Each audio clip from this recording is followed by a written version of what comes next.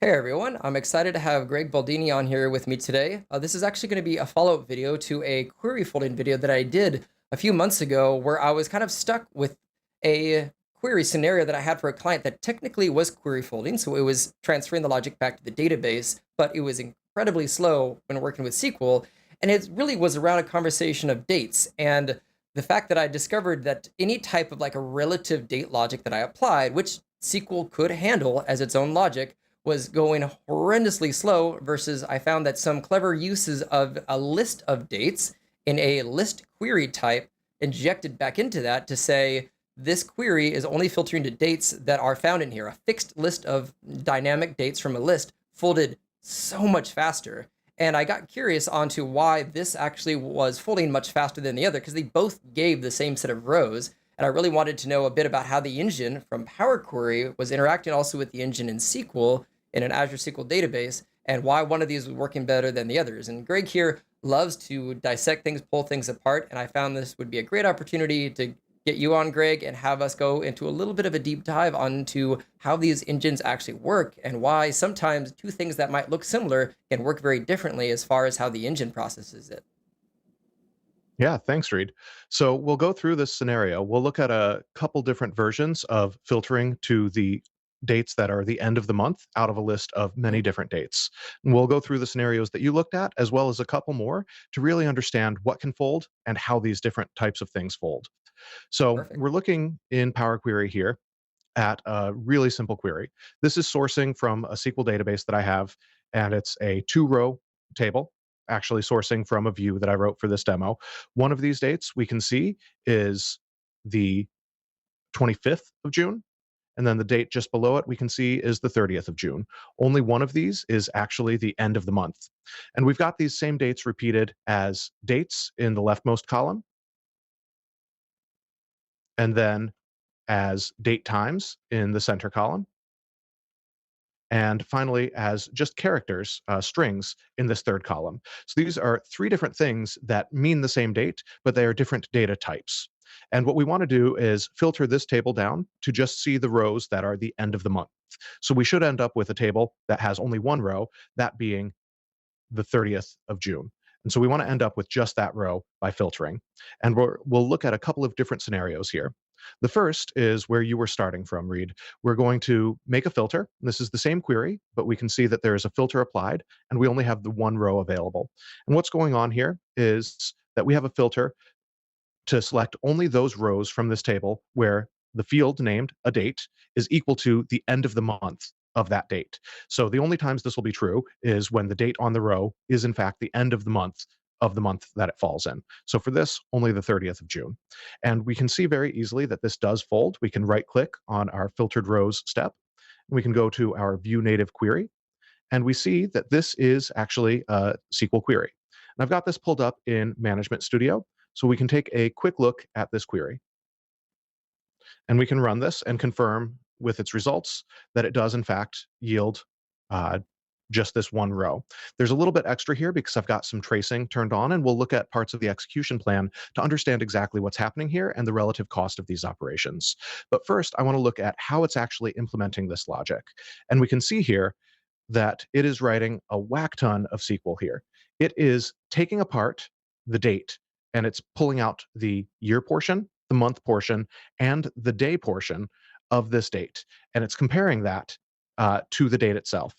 So it's constructing the end of the month and then comparing the date to that end of the month. So it's taking something that was a single atomic value, pulling out three parts, and then using those three parts for comparison.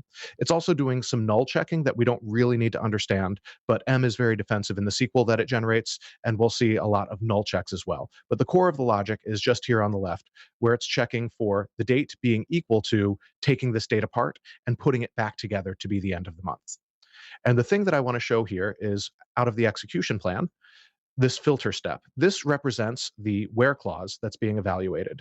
And the thing I want to remember here is that this estimated operator cost is 83% of the cost of the query. So about 17% of the time that we're spending is just getting these rows out of the database, and 83% of the time is filtering those rows down to only those rows that are the end of the month. And this is where all of that core logic of filtering this table down to only ends of months is happening. I can almost imagine this. Like, I mean, if you were to convert this to something physically, you have two red apples, and it's literally constructing it to the, all right, let's pull it apart. We have the skin, the stem, the seeds, the all the parts. Do these, at their part level, collectively represent each other rather than just, oh yeah, these are two apples. Clearly they match. Yep. Yeah. So it'd be like with those apples, one red and one green. And to test whether the apple is red, it would first take out the stem, then take out all Yep. the flesh, then take off the skin, and then make a new apple out of those Yep. parts and see if that's red. That's what it's Yeah. doing here. It's deconstructing one value into three different parts, then putting those parts back together. We see Row by that row. where, yep. So for every single row, what it's doing is pulling out the year of the date. Then it is pulling out the month of the date. Then it is pulling out the day of the end of the month of that date. Then it is wrapping Exactly. all of that together in date from parts. And date from parts takes three components: the year, the month, and the day, or with our Yep. apple example, the stem, the flesh, and the skin, and making a new date out of that. And then Yep. comparing that to the date value that exists on that row. And so this is happening for every single row of data. So in this one, it's only two rows, but when we look at it, it's doing that to this row of the 30th, and it's also doing it to the row of the 25th that is being filtered Yep. out. And when we've got hundreds of thousands or many millions of rows, that's a lot of work to do on every single row. And especially, it cannot take advantage of any indexes that exist because it's operating on those individual values and taking them apart, whereas an index just stores the values that are in that column in order. Exactly. Nice. Okay. So I want to look now at the second approach that you found. And this is where we can see how different types of folding can have very different performance characteristics. So what you did, Reed, is you made up a list of dates that you were interested in. And here what I've Hmm. done is I've just made up a list of only the ends of months that fall into 2024. And so we see each of those. This 12-row list is completely generated in M. This could be completely dynamic based on today's date. I've hard coded it just based on the 1st of Yep. January 2024 for the year that we'll be looking at. But you could generate this list in any way in M and have a list that you can then use for this approach. And here we've got another query hitting the same source view, and we're filtering again. But this time, when we're filtering, we are using a different piece of logic. Instead of looking at the end of the month, we're actually saying, does the list of dates that I generated contain the date on this row? And so this Yep. is going to yield the same dates because we're doing the comparisons against only the ends of the months, but we're getting there by a very different mechanism. Instead of taking the apple apart, I've just got a list of 12 apples and I say, is it in that list of 12 apples? Is the apple I'm looking at in this bag? And Exactly. so And we, the query that's full as you're about to show here is like it is a static comparison in this query itself, but if you have anything logic in your list, which is like if you have a relative to your window, every time this query runs, that list may change to shift with whatever relative periods and what's ever being injected into here. yeah, exactly. So what M is doing is it's evaluating M code and then it's generating SQL code based on that. And here we Yep. can see a lot of the power of it.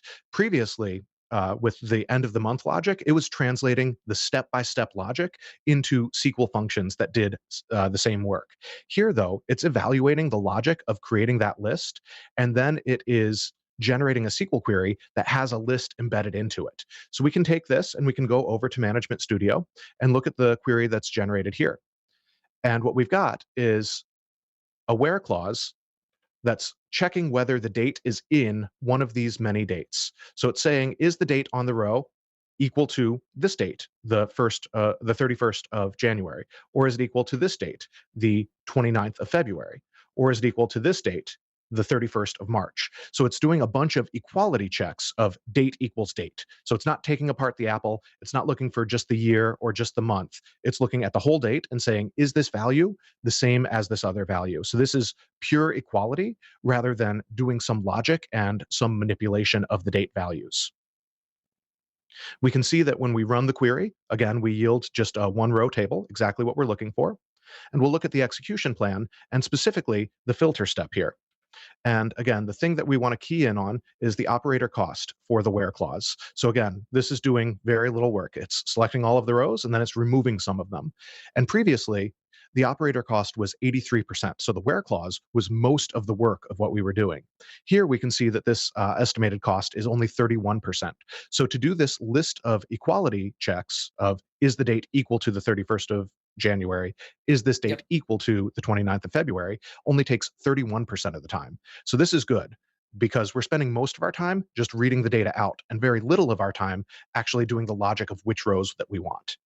Well, and it's to go into some of the technical terms that I use with like DAX is it's basically converting it to a Boolean just true or false. Like is this date this date? So it's a Yep. fixed series of text dates pasted into this dynamic view that's being generated. But Power Query is now managing some of the logic. So the SQL database is still doing all the work of giving you the right rows, but that list handling of the list over on the Power Query side drastically improves the performance because you're not doing all this massive amount of extra effort row by row. It's a very simple, yes no filter now. Yep. And so the interesting thing is that if we look at this, we're doing some of our work in Power Query and in M. Mm. We've got this end of months list. And here it's a Hmm. fairly simple definition, but this could be as complex as you want it to be in M. And Power Query will Yep. evaluate this and get the list. And then it just injects the list as a series of equality tests into the SQL query. So both of these approaches fold. One is taking apart the date and putting it back together. And the other is Yep. just saying, is this date one of these other dates? And I think that it's a good reminder to check the query that is being folded when you can, because one, like we're working with SQL right now. Every database type does different things on how stuff is folded. So this might not be this pattern will work with SQL. It might not necessarily work with Snowflake or other stuff, depending. But it's just if you know enough about the language that it's being folded into, it's good to maybe just take a peek at it and review it. And that's one thing that helped me lead to try a different approach. Is I saw like, oh man, like this date logic, it's a simple request that I'm giving it, but it is doing so much parsing. Like maybe I could try another result. And a bit of Googling helped me figure out that, oh, like a list in is actually a really fast way to do folding, and hence the video from this. But it you can kind of have a bit of the magic sauce in both worlds where you have things that fold, but sometimes if you need a dynamic list of filters in a list format, that's not easy to get from the database natively, you can handle that in a list some way. And it doesn't have to just be dates. If you also have something else where you need a certain series of numbers or a text string or something else, putting that into a generated list in Power Query and have it do the logic locally. If the list is only, it's a handful of values, you don't need thousands necessarily. Maybe it's just, dozens or hundreds. This hybrid scenario can work really well to keep the folding very performant. Yeah, absolutely. And so ultimately, you actually encountered a third approach that you ended up Mhm. using that you told me about is you had a date dimension that had an end of month flag, and you changed this from a series of comparisons into just a join. And here I've got a mocked up date dimension. Again, this is just a view that I've written in SQL Server so I can show this.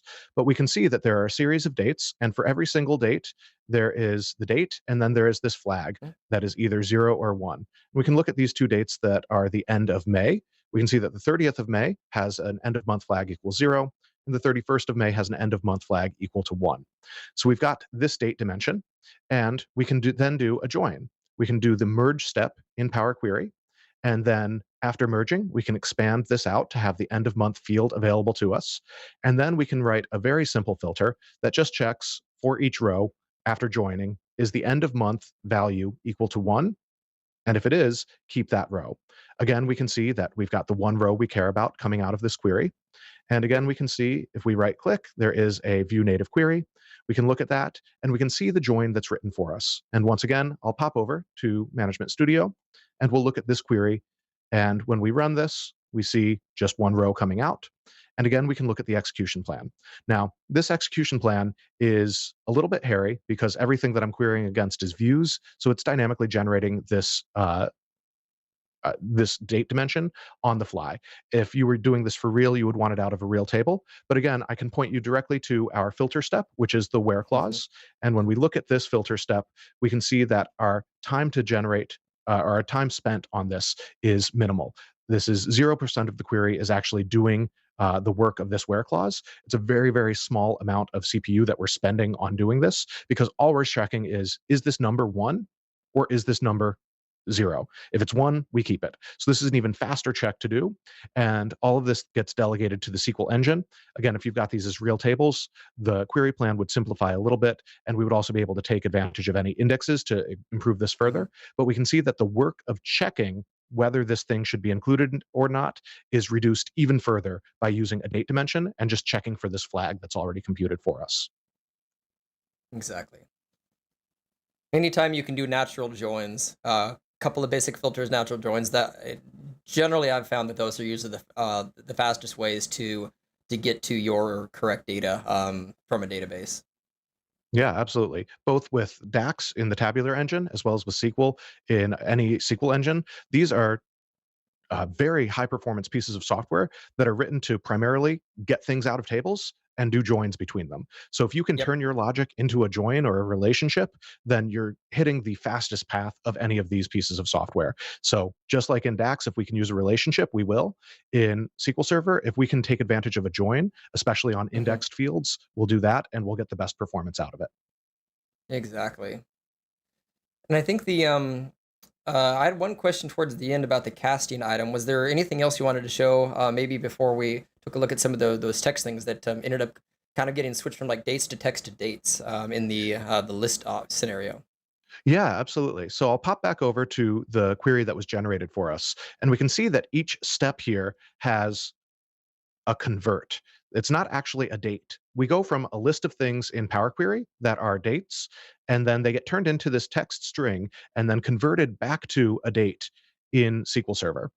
And the reason for this is because we need this to be well typed. In Power Query, these things are dates, so we want to represent them as dates in SQL Server. And I've got this script that does all of my definitions. It creates the view that we're selecting from. So this view, some dates, is the thing that we're selecting from and filtering in Power Query. And we can see that we've got the same thing represented in 3 different types. We've got the date represented as a date. I'm casting it directly. We've got the date represented as a date time, again, where I'm casting it directly to a date time. And then we've got the thing that I am casting, just this string that quoted 2024-06-25, and the same one for the 30th of June. And we can see that these have 3 different types. We can select from that view, and we can see the values. They look exactly like we would expect them to. The interesting thing to note is that the thing that is the type of date looks identical to the thing that is type of text. Both of these are 2024-06-25, except one of them is a date thing, and the other is a Mm-hmm. character or a string thing. And so SQL will implicitly cast between these. I can write a query where it is comparing the date to a string.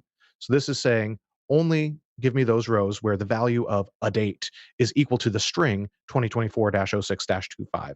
And SQL Server is doing an implicit cast here. And we know that it can do that. But M is trying to be very, very type safe when it's doing its conversion from M code into SQL. And what we can see here is that the types of these things are different. So this function, SQL variant property, allows me to look at any value in SQL, and I can ask for the type of that thing. And so here I'm looking for the types of these 3 columns that are in my view: the column named a date, the column named a date time, and the column named a varchar. And when I run this chunk here, we can see that even though the values look the same, the thing that is of type date has a type of date, unsurprisingly. The thing that is of type varchar has a type of varchar. So SQL will do an implicit cast, but Power Query and M want to be very type safe. So they explicitly cast that thing from a string to a date for those comparisons. And the reason that it has to use convert is that there's no literal way to write a date. I can write a string in SQL that represents a date, and I can convert that to a date, Mm-mm-mm. but there's no way for me to write something, some line of code that actually is a date without converting it or casting it in some way.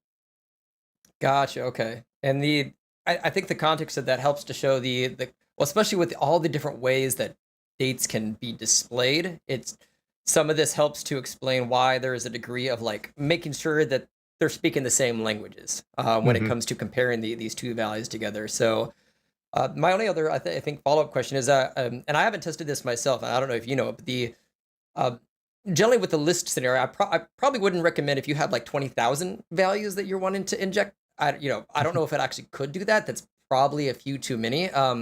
I was doing end of month for a relative 2 years. That's 24 values. I'm guessing you could probably even get up to 50 to 100. But do you know at all of like, in SQL, I'm assuming there's not technically a limit to the in clause, but would you, if you had a rule of thumb of a suggestion of where to maybe stop at some point, like would it be in the dozens, the hundreds, the thousands before you maybe look at like an inner join or another approach if you were to do that list, or where equals in whatever that list range is? Yeah, so with anything performance, the answer is going to be test and see what works best for your Yeah. scenario. But I personally would not worry about doing a list.contains with hundreds of items. I would probably start looking at performance implications if I got into the high hundreds or certainly into the thousands. Okay. But if you've got a few years and you're looking at ends of months, I'm not going to be too concerned. If you're looking at 2 years of every single day, I still probably wouldn't be too concerned because that would be about 730 Okay. values. Yeah, So that's it would fair. probably still be good. At some point, M or SQL will probably make a decision that that's terrible and either yell at you or start performing badly, but I wouldn't be concerned for dozens or even low hundreds of values. And that is one thing I'd always say to, when looking at the query plans is like, don't be, if you see something that is 1,000 lines in your query plan and it only takes 2 minutes to refresh, when it's being query folded, like that's fine. You're not having to write it. You're not having to update that. It's writing that for the engine, technically not for you. It's formatted, but it's not designed for human eyes. It's just designed for the SQL to read the database to read the logic. So you can have a really big query plan or a where clause that has 2,000 characters worth of where in, but that's not maintained by you. You maintain the logic and list or anything else. So I think that's a good takeaway. I'd probably say similar, like hundreds is going to be fine. But again, just it's more of like testing. It's if you do something and it has 2,000 and you're getting the result in a very reasonable time, maybe there's not a reason to necessarily re-engineer it. It's working. The database is happy. It's giving it to you quickly, and it's dynamic where you don't have to go update anything manually once a month. So it's sometimes if it looks stupid but it works, it's not stupid kind of a scenario. So good is good enough in many situations. Absolutely. And that's one of my rules with performance optimization is that you can always do more. So you need to have a performance target. You need to know what Yep. good enough is so that you can stop. Because if we wanted to, I'm sure we could spend hours, days, or weeks on this and make it a little bit faster. And we But like to is it do worth it? that. It's Yeah. but what's the phrase? A coder is the type of person who will spend 10 hours solving a 5-second problem. Oh, yeah, absolutely. I've spent Yeah. weeks saving myself probably seconds a year. So that ROI is going to happen Yep. sometime when I'm about 150, 160 years old. I think that's a good Exactly. investment of my time. Well, and hopefully there are things too that you can blog about or do a video on or something where it's like, hey, there's maybe a dozen other people in the world who will find this useful. And like that's nice to know that I've helped somebody else solve a pain point. Yeah, But absolutely. I think this has been a great dive into it. I I personally I love the Power Query engine. It's amazing on its ability to be very performant and Rosetta Stone handoff logic back to the database. But I each time there's these little nuances or considerations to come up, I think it's good to be able to educate people watching this on just a bit of how things are working. And not everything that folds will be performant, as we've now seen. So step one, make sure it folds if possible. Step two, if it's slow, is there a faster way to fold? So this is exposed, I think anyone watching now, to a little bit of how the engine works. But I do want to say thank you for coming on for this, Greg. As always, it's a pleasure, and I love doing these deep dives with you. And I'm sure either on another recorded video or a live stream, we'll have you back on again some point in the future. Yeah, absolutely. I look forward to it. All right, cheers. All right, bye.